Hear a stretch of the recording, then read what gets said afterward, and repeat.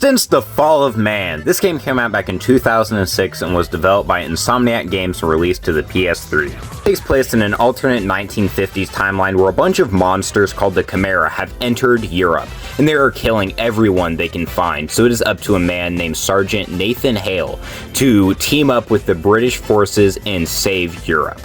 Did like the story of this game. I thought it was really interesting to see kind of a Gears of War situation happen back in the 1950s, but a little bit of issues with this game is that I thought the story could have been fleshed out a little bit more throughout this game, but what is there is really good, it just could be better.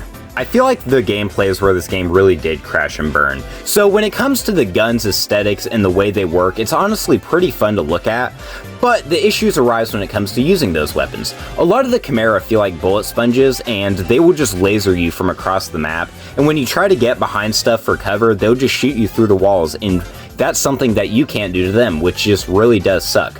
A lot of the checkpoints are few and far between, which is a big issue when it comes to a game, to where the health system works in a way to where it won't go up if it's down by these 4 different cubicles, and that is a big issue when it comes to a game like this. This game just feels really hard as nails for absolutely no reason, so if you want a challenge, I guess try it, but it just is not worth it. The whole aesthetic of this game really does just have this gray look to it. I think the Chimera designs are interesting, but that's about the only good aesthetic part of this game. So overall, I feel like this game was around a 6 out of 10. I feel like it's worth looking up the story of this game, but it just is not worth playing.